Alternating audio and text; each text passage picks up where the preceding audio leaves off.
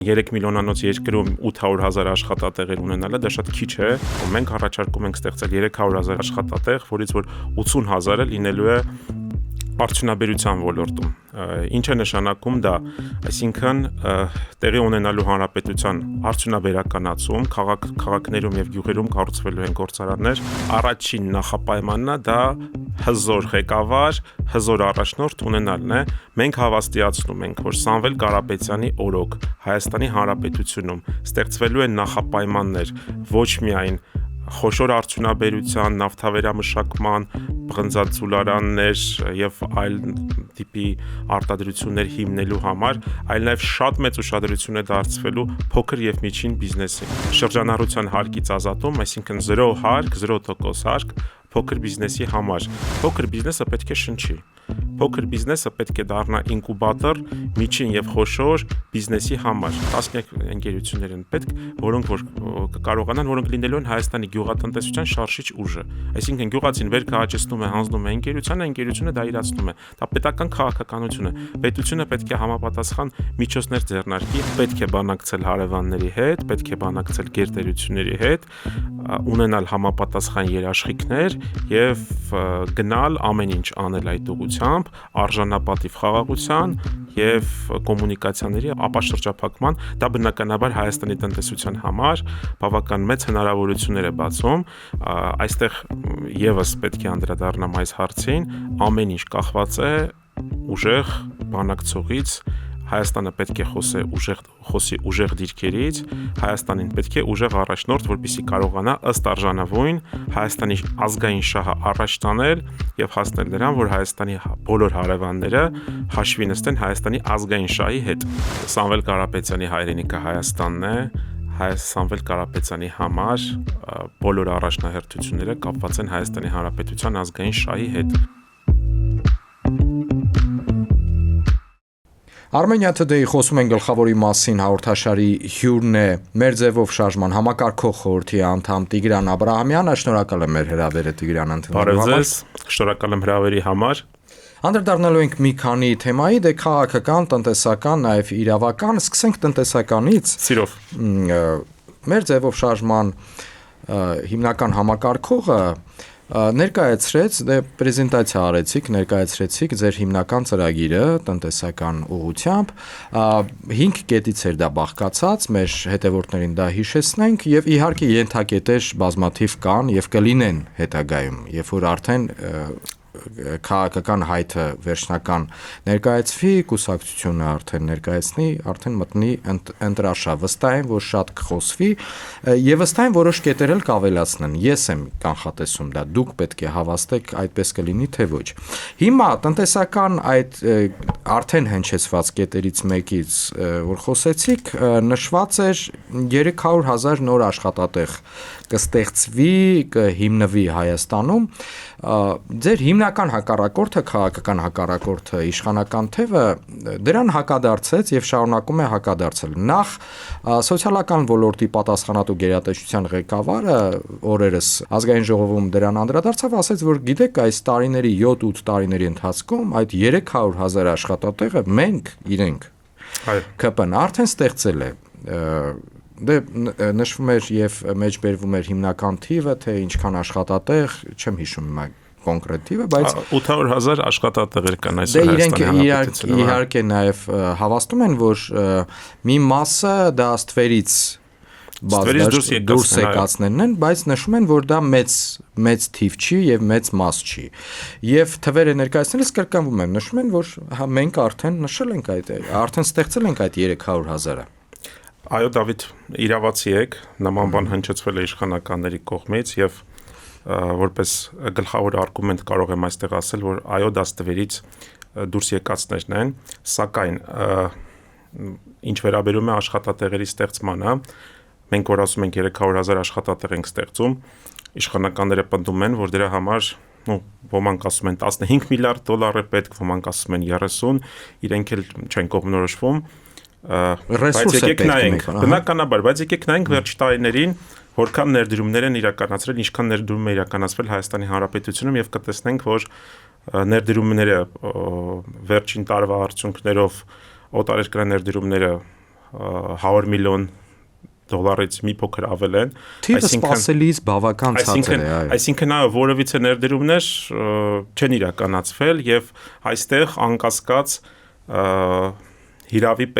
մենք գտնում ենք եւ նաեւ վիճակագրությունն է ցույց տալիս, որ 800,000 աշխատատեղեր ունենալը, այսինքն 3 միլիոնանոց երկրում 800,000 աշխատատեղեր ունենալը դա շատ քիչ է եւ այսօրվա վիճակագրությունով նշված գործազրկության տոկոսը, որը որ 10-ից 15% սահմաններում է բարբերաբար լինում, 10%-ից մի փոքր ավել է,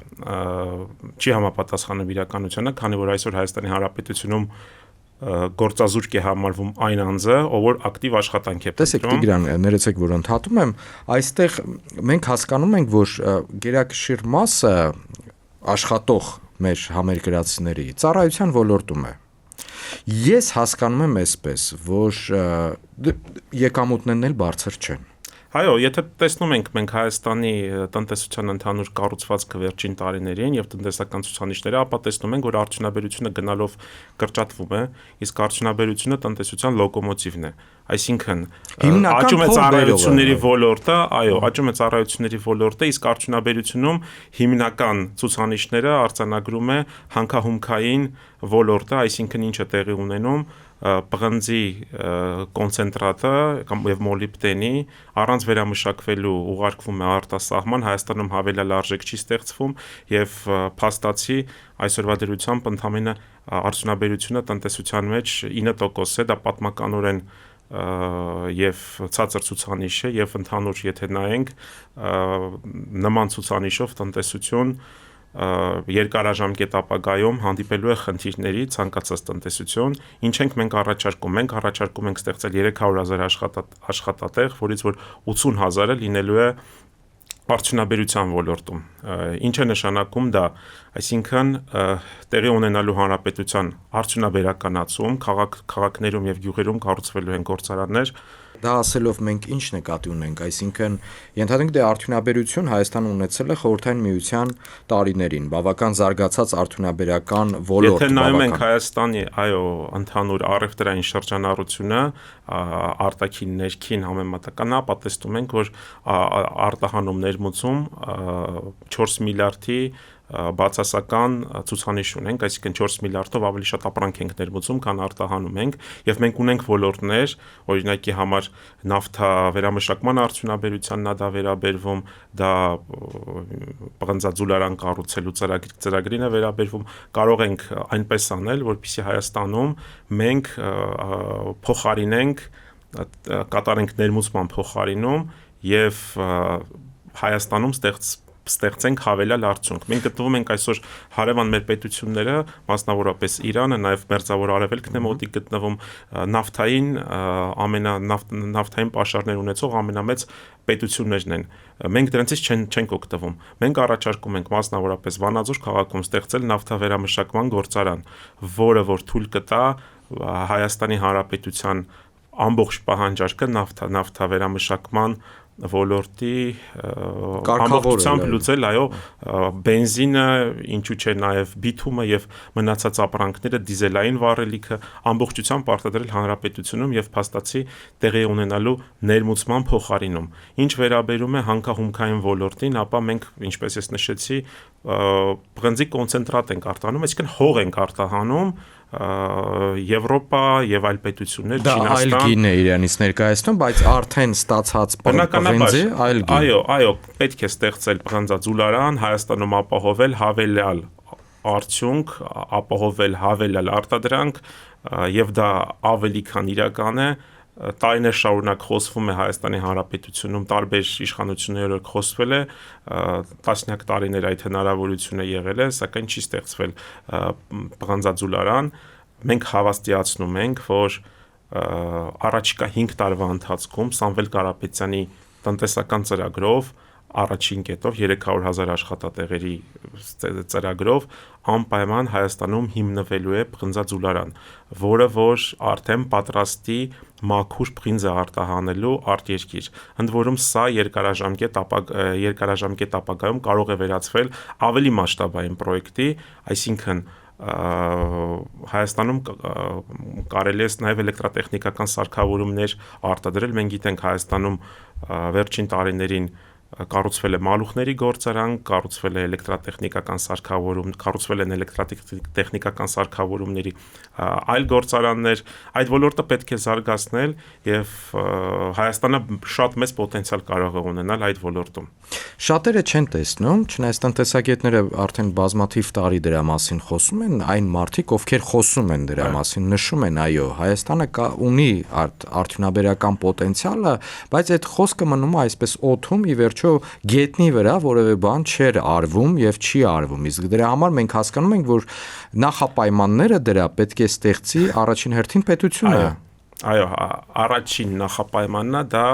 հզոր ղեկավար, հզոր առաջնորդ ունենալն է։ Մենք հավաստիացնում ենք, որ Սամվել Կարապետյանի օրոք Հայաստանի Հանրապետությունում ստեղծվելու են նախապայմաններ ոչ միայն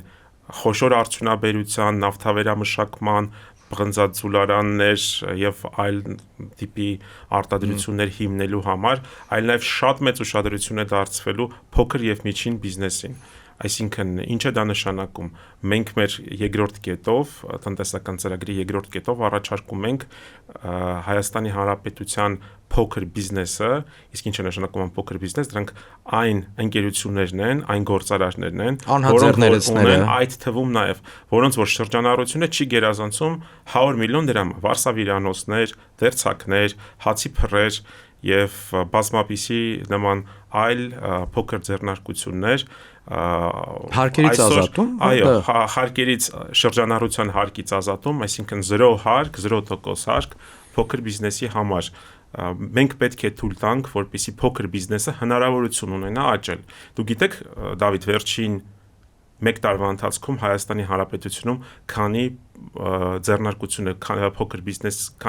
բիզնեսի ձեռնարկությունը, հազարավոր փոքր բիզնեսի փակման մասին։ Համարյա տասնյակ հազարավորը Հայաստանի Հանրապետություն, ընդհանուր Հայաստանի Հանրապետությունում շուրջ 60-70 հազար փոքր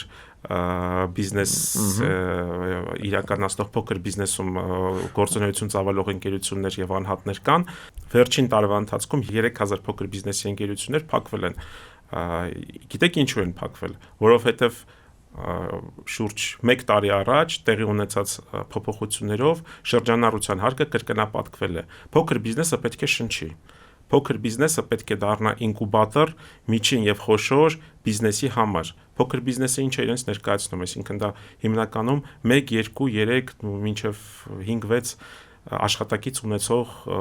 փոքրիկ ձեռնարկություններ են։ Այսինքն մենք պետք է հնարավորություն տանք, որպեսզի փոքր բիզնեսը աճի։ Այդ ընկերությունները աշխատատեղեր են ստեղծում, նաև փոքր բիզնեսի սեփականատերերը իրենց ապրուստի միջոցն է հոգում։ Բոլորս լինում ենք վարսավիրանոցներում, լինում ենք հացի փռերում, տեսնում ենք շատ հաճախ մեր ընկերներ նույն վարսավիրանոցի, վարսավիրի մոտ գնալով, վարսավիրի հետ ընկերանում ենք եւ շատ լավ գիտենք իր առօրյան, որ 1000 ու մի հոգս է լուծում, վարկեր ունի եւ այլն եւ այլն։ Մենք առաջարկում ենք ազատել փոքր բիզնեսը վարկերից եւ հնարավորություն տալ, այո, հնարավորություն տալ փոքր բիզնեսին կարճաժամկետ ապագայում դառնալ միջին բիզնես, կատարել քայլ դեպի միջին եւ խոշոր բիզնես։ Ձեզ կարող են հակադարձել, որ նաև փոքր բիզնեսն է այժմ հարկատու եւ հաշվի առնելով, որ նախորդ տարի հարկահավաքության աննախադեպ թիվ է հրապարակել իշխանությունը, բյուջեն լցվում է նաև փոքր բիզնեսի շնորհիվ։ Հիմա ընդամենը 2.5% է, Դավիթ ջան, ընդամենը 2.5%-ն է ընդհանուր բյուջեի։ Մենք գտնում ենք, որ այդ 2.5%-ը կարելի է գտնել հաշվի առնելով, որ զուգահեռ ծրագրերով, այսինքն մենք առաջարկում ենք, այսինքն պետության արդյունաբերականացում, այդ 2.5%-ը շատ արագ այլ ոլորտներից մենք կարողանալու ենք գտնել, կարողանալու ենք բերել եւ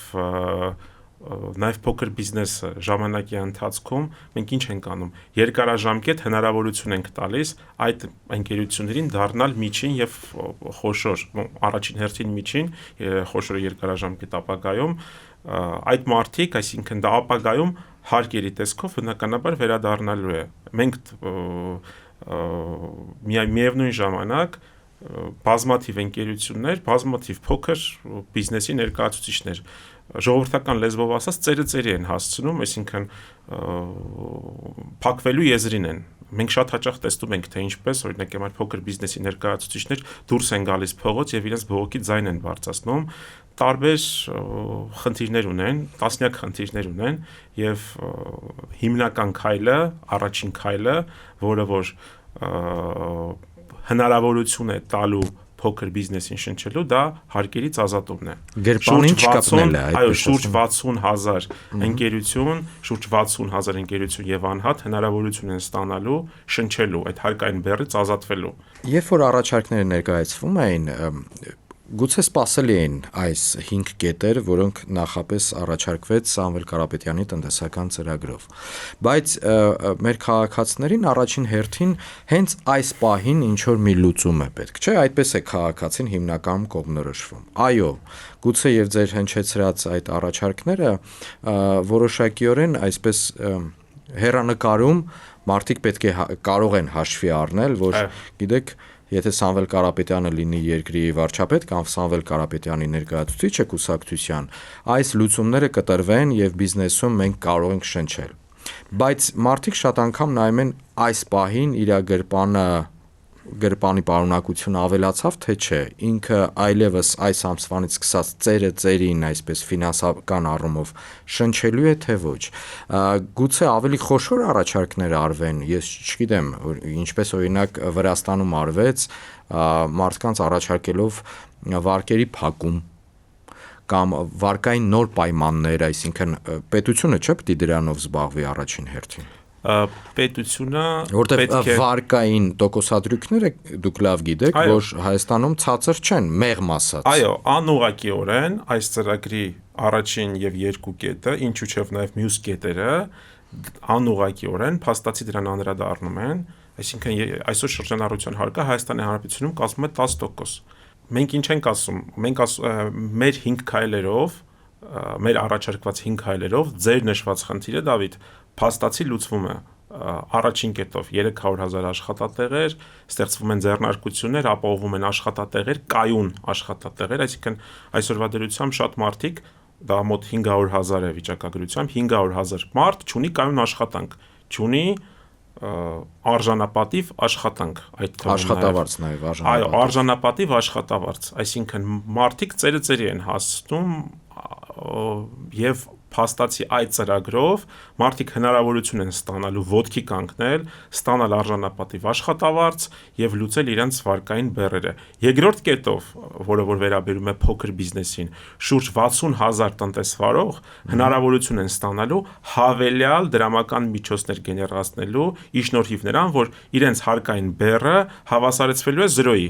Այսինքն այդ գումարով հնարավորություն կտրվի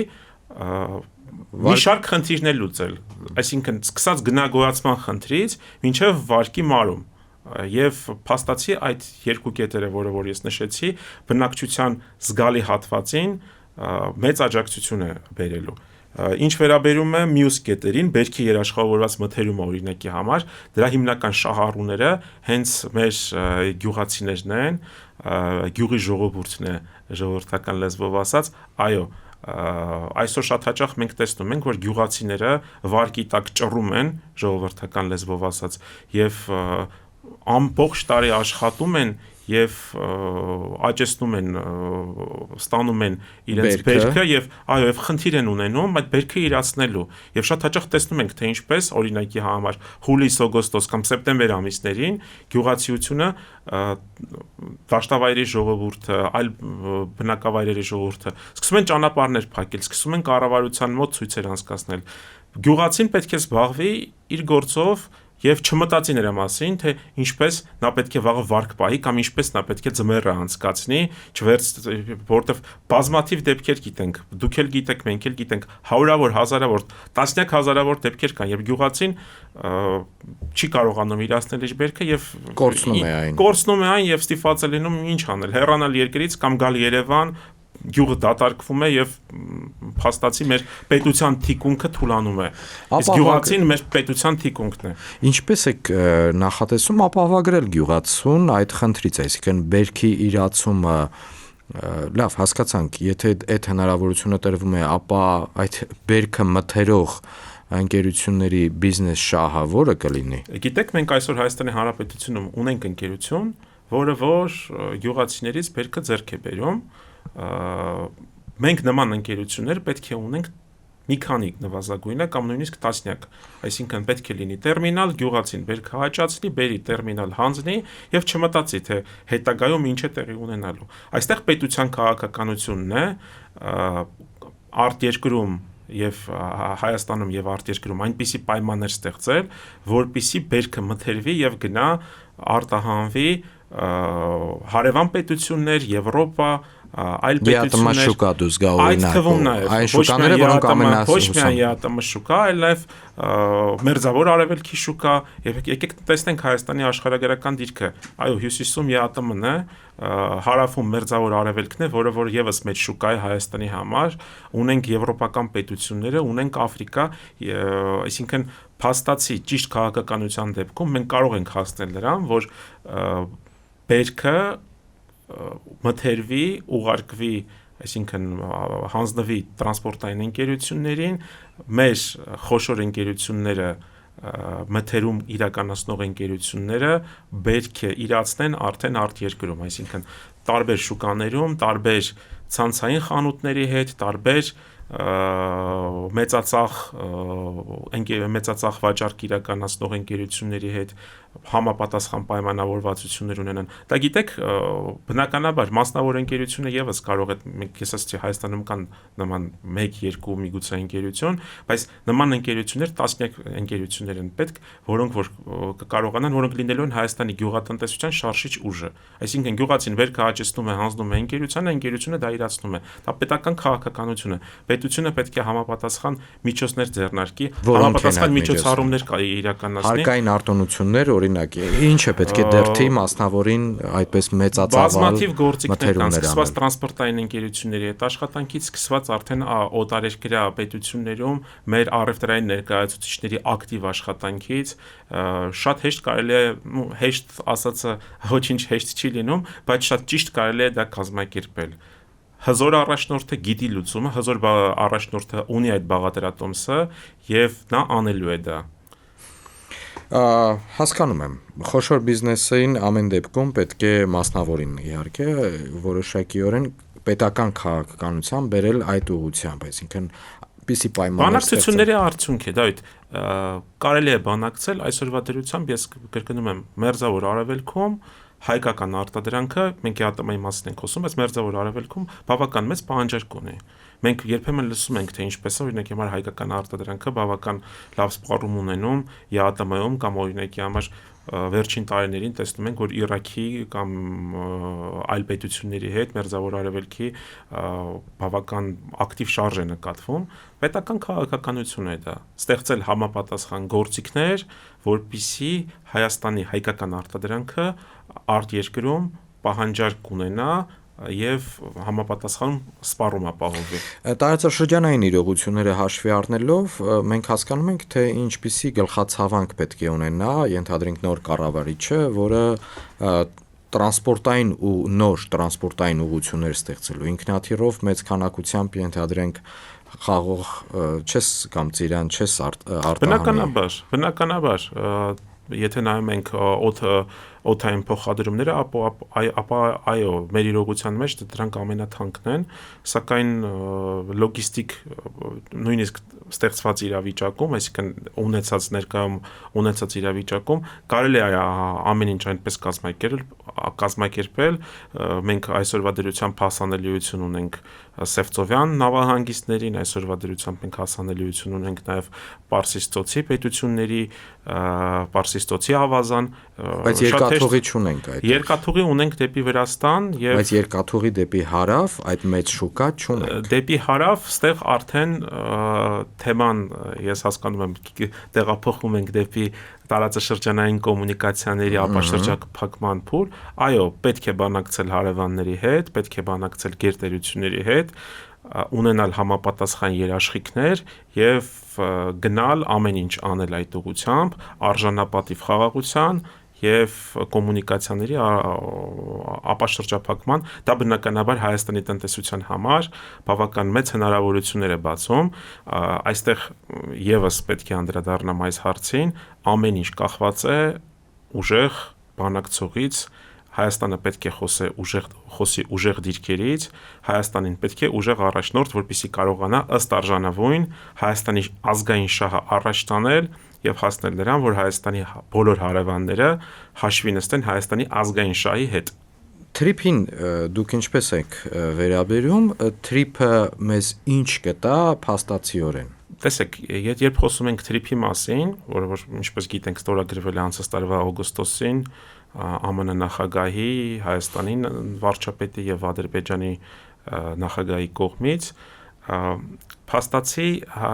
տարածաշրջանը բերում է մի նոր փուլի, ամեն ինչ կախված է այստեղ հետագա իմպլեմենտացիայից, մենք տեսանք, որ հունվար ամսին արդեն մանրամասներ ներկայացվեցին, մասնավորապես Հայաստանը ստացավ ընդամենը 24% բաժնեմաս, այն դեպքում, երբ որ Հայաստանի տարածքով է ամբողջ բոլոր կոմունիկացիաները անցնում, ինչը մեր կարծիքով այդքան էլ այստեղ ճիշտ բանակցելու դեպքում բաժնեմասը կարող էր ավելի բարձր, ավելի մեծ լինել, ավելի շատ լինել, ինչ վերաբերում է թրիփին, մենք ի տարբերություն գործող իշխանություններին, իշխանության գալով որևիցե կերպ չենք սկսելու բանակցությունները զրոյական կետից, ինչպես դա արեցին գործող իշխանությունները Արցախի հարցում։ Այո, ոչ միայն Արցախի հարցում, այլ նաև հարևանների հետ հարաբերությունների կարգավորման հարցում պետք է նստել ներկայիս իրողությունների հետ, սակայն պետք է գիտակցել, որ ուժեղ առաջնորդության շնորհիվ հնարավոր է ցանկացած նախագծից, ցանկացած համաձայնագրից ստանալ առավելագույնը եւ թրիփը փաստացի ուժեղ առաջնորդության պարագայում կարող է այդ հնարավորությունը ստանալ, Հայաստանի Հանրապետությունը կարող է այդ հնարավորությունը ստանալ։ Ինչ խոսելով թրիփի մասին, պետք է նշել, որ այդտեղ Ամերիկայի Միացյալ Նահանգները հանդիսանում են որպես witness, այսինքն որպես վկա, եւ մենք գտնում ենք, որ հարևանների հետ հարաբերություններում պետք են երաշխավորներ, ընդ որում այդ երաշխավորները պետք է լինեն գերտերություններ, տարածաշրջանային հզոր պետություններ, դա կարող է լինել Ամերիկայի Միացյալ Նահանգները, կարող են լինել այլ պետություններ, սակայն այնտեղ պետք են մեկից ավելի երաշխավորողներ, որտեղ ինչպես մենք տեսնում ենք վերջին շրջանում տեղի ունեցող գործընթացներից, մեկ երաշխավորող ունենալը բավարար չէ։ Ներեցեք, որ այստեղ ձեզ ընդհատում եմ, հաշվի առնելով ներկայիս աշխարհակաղակական իրավիճակը եւ միտումները հետագայի, երբ որ արևմուտքն ու արևելքը առճակատման մեջ են, դժվար է այդպես համաձայնեցնել, որ որևէ մեկը լինի արևմուտքից երաշխավոր եւ միաժամանակ նաեւ արևելքից։ Մենք գիտենք բազմաթիվ դեպքեր, կան դեպքեր, երբ որ արևմուտքն ու արևելքը իրար հետ շատ լավ համագործակցում են եւ տարիներ շարունակ այդպես եղել է, թե աշխարհում, թե նաեւ մենք գիտենք, որ տեսնում եք, թե ինչպես կարելի է այդ ուղղությամբ պայմանավորվել։ Այո, բազմաթիվ օրինակներ կան, երբ որ արևմուտքն ու արևելքը մի սեղանի շուրջ նստում են եւ բազմաթիվ հարցերով տասնամյակներ շարունակ կարողանում են ընդհանուր քաղաքականություն վարել եւ երբևիցե ոչ մեկ, այսպես ասած, չի բացառել, այո, շնորհակալություն։ Երբեմն քաղաքական եւ իրավական հարցերը համատեղվում են։ Ձեր առաջնորդի պարագայում իհարկե ձեր քննադատները եւ հիմնական հանդիմախոսները նշում են, որ Սամվել Կարապետյանը ունի Ռուսաստանի քաղաքացիություն եւ Հայաստանի օրենսդրությամբ իրավունք չունի վարչապետի պաշտոն զբաղեցնելու։ Այս պարագայում եւ նաեւ մեկ այլ ենթահարցել, եթե Սամվել Կարապետյանը կամ Սամվել Կարապետյանի առաջնորդած ուժը գայ իշխանության, ապա նա կներկայացնի միայն Ռուսաստանի քաղաքականություն, այսպես են հիմնական քննադատական թեզերը այս ամենի մեջ են տեղավորվում։ Դավիթ, Սամվել Կարապետյանի հայրենիքը Հայաստանն է, Սամվել Կարապետյանի համար բոլոր առաջնահերթությունները կապված են Հայաստանի Հանրապետության ազգային շահի հետ։ Սամվել Կարապետյանը Հայաստանի Հանրապետության քաղաքացի է եւ միշտ եղել է Հայաստանի Հանրապետության քաղաքացի եւ բացառվում է որևիցե դեպք, երբ որ կարող է Սամվել Կարապետյանի համար Հայաստանի Հանրապետության ազգային շահը ստորադասվել ինչ որ մեկ այլ բանի հետ։ Դա հստակ հստակ է եւ քննարկման առարկա չի կարող հանդիսանալ։ Մտնում եք արդեն քաղաքական նախընտրական պայքարի մեջ եւ այդ պայքարի մեջ բոլոր գործիքները վստահ եմ, որ հաշվարկել եք, որ շատ գործիքներ ձեր դեմ կիրառվելու են։ Յուրաքանչյուր շփոթմունք, յուրաքանչյուր նույնիսկ լավ առաջարկ, տեսեք ինչից սկսեցինք, 300,000 նոր աշխատատեղ կստեղծենք, ասում է Սամվել Կարապետյանի ձեր ներկայացրած ուժը, եւ ձեր ընդդիմախոս ներկայիս իշխանություն ասում է մենք 300-ը արդեն ստեղծել ենք եւ այդ ճանապարհով գնում ենք ապագա եւս 300-ն իշխանությունը մանիպուլացնում է ինչպես միշտ, շատ հաճախ այնպիսի տպավորություն է ստեղծվում, որ իշխանությունում կան մարդիկ, որոնք որ առավոտից երեկո նստած վիճակագրական տվյալների մեջ տվյալներ են փորփրում, որպիսի ինչ որ աճ ցույց տան, բայց եկեք այսպես նայենք, յուրաքանչյուր քաղաքացի ամեն օր տուն գնալով բացում է եւ տեսնում է իր սառնարանի պարունակությունը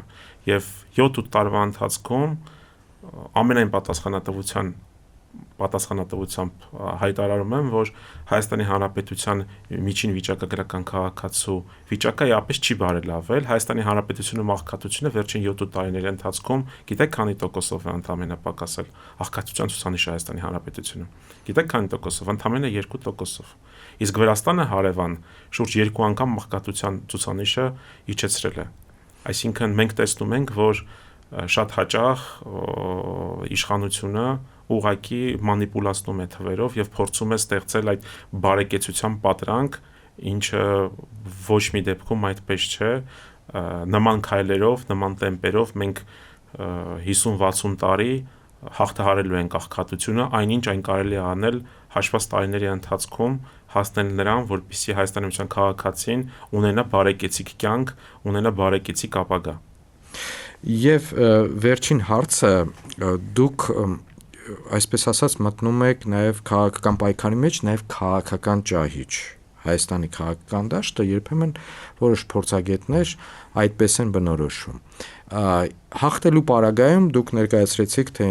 ձեր ծրագրով բանել կավելացնեք առաջիկա ամիսներին, թե ինչ եք նախատեսում անել։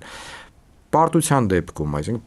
այսինքն եթե մեծամասնություն չհավաքի, բայց ձեր ուժը ներկայացված լինի ազգային ժողովում, որպես արդեն ընդդիմադիր որևէ այլ իշխանության ուժին։ Սա քաղաքական ճահիճ է, մենք տեսել ենք բազմաթիվ այս 30-35 տարվա ընթացքում, երբ որ տարբեր քաղաքական ուժեր այդ ճահիճի հետ մեջ մխրճվելով տարիների ընթացքում նաև իրենց քաղաքական այսպես վարկանիշն ու ռեսուրսն են մաշեցնում։ Դավիթ, ամեն ինչ մեր ձեռքերում է, ամեն ինչ մեր ժողովրդի ձեռքերում է, մենք պետք է այնպես անենք, որ ուժեղ Հայաստանը հաղթի եւ այլ տարբերակներ այս փուլում մենք չենք քննարկում եւ չենք դիտարկում, ուժեղ Հայաստանը հաղթելու է, Հայաստանի Հանրապետությունը լինելու է ուժեղ եւ բարեկեցիկ պետություն, որևիցե այլ տարբերակ դիտարկման ենթակա չէ եւ օգտվելով առիթից ուզում եմ նաեւ մեր քաղաքացիներին ասել, որ մեզ պետք է առաջիկայում առաջիկա ընտրություններին ունենալ մեծ տարբերությամբ հաղթանակ, կոչ եմ անում մեր հայրենակիցներին ընտրել ուժեղը։ Շնորհակալ եմ Տիգրան։ Շնորհակալություն Դավիթ ջան հրավերի համար։ Մեր հետևորդներին եւս մեկ անգամ հիշեցնեմ, որ իմ զրուցակիցն էր մեր ձևով շարժման համակարգող խորհրդի անդամ Տիգրան Աբրահամյանը, սա Armenia Today-ի խոսում են գլխավորի մասին հաղորդաշարի հերթական թողարկումն էր։ Ես Դավիթ Հաղաբեկյանն եմ, շարունակեք հետևել մեզ։